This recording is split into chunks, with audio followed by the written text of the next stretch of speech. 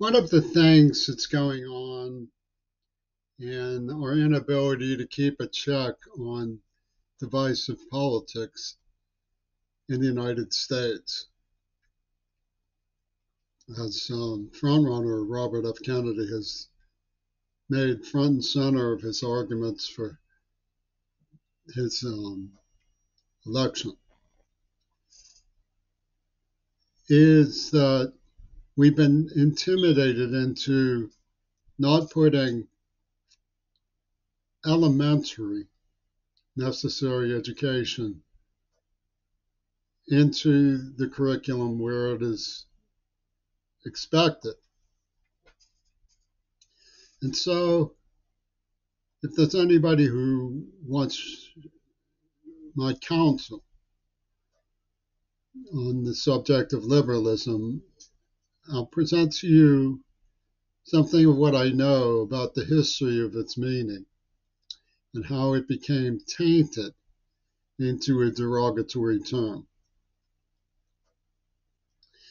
When I took sociology at Tacoma Community College, a student piped up quite rightly, who I am dating is nobody else's business, to a teacher who had laughed up his sleeve and saying they can't do that anymore, discussing the Berkeley experiments on inmates, because he knew perfectly well that the faculty were inside characters in an abomination of terrible sadism and cruelty that done things like poison me in the mouth for being a liberal. The point is that it's not whether you will be able to say it's nobody's business, but whether you will be able to stop homewreckers from making it their business all the same. It was not legal to murder Lambrakis in Greece, yet he was murdered. It was not legal to murder Dag Hammarskjöld in Africa, yet he was murdered. It was not legal to murder JFK, Robert Kennedy, or King, and yet they were murdered. And the backing of those who murdered them enjoys the upper hand through and including this very dark hour for Gaza. Yellow journalism used to be taught in schools, despite the fact that most students with any degree of aptitude could understand almost immediately what it meant to make up muckraking in order to change the subject from the real issues that are at hand. There's a movie called Scandal. I believe it's by Akira Kurosawa. Whatever, it stars Toshiro Mifune. They had a long partnership together. Scandal creates appearances of an elopement where there wasn't one, and tries to ruin two celebrities' lives.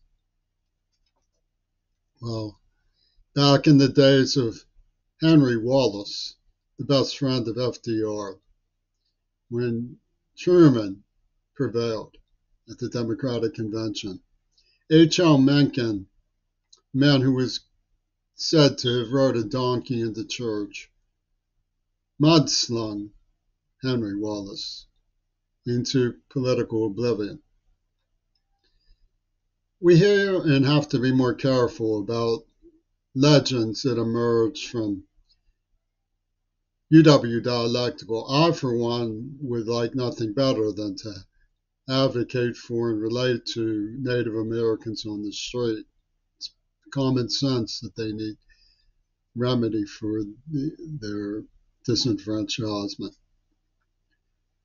All the same, I really have to begrudge the claim being made by hooligans that dropping the atomic bomb on Hiroshima came from the same powers that are annihilating the human rights and dignities of the beautiful people of Palestine.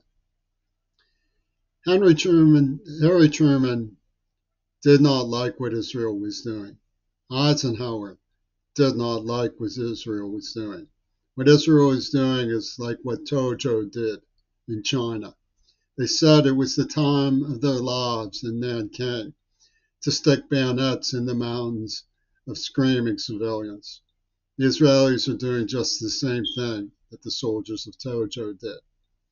I think people at UW Dialectical have a hard time believing anybody's going to put a check on their faculty laws, on their deceptions, and their so-called word in the street.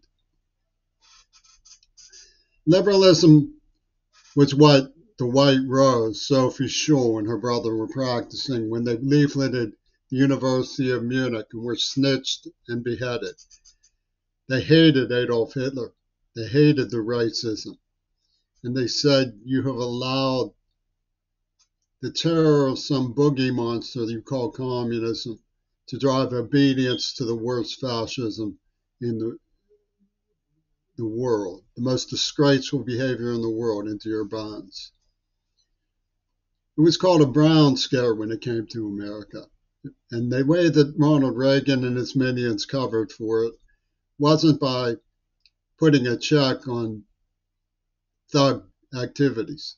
It wasn't by being honest and coming clean about the assassination spree of the Red Scare scientists of the Cold War Hollywood who wrote their propaganda. It was by dressing in civilian clothes and pretending they weren't brown shirts. So we had, instead of a brown scare, we had a red scare.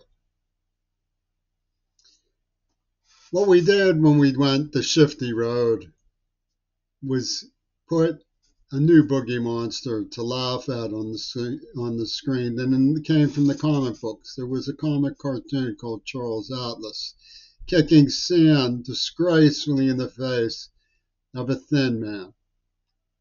And Charles Atlas up, and now he could defend himself from the disgraceful behavior of the Israeli Tojos on the beach. And this is what American idealizes, not the man who came back from being defeated, but the man who humiliates the truly weak and helpless.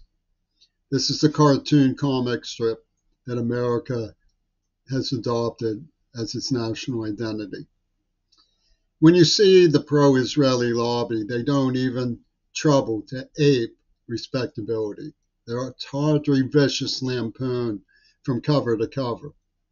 Biden, Nikki Haley, they all pipe the same absurdity. Obscenities to our national valor.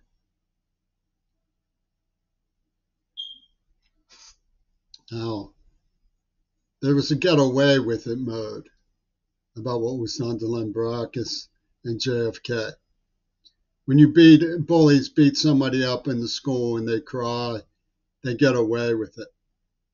That's what the Karate Kid was about. It was that Charles Atlas cartoon. Make yourself a man. Don't let the bullies win. Okay.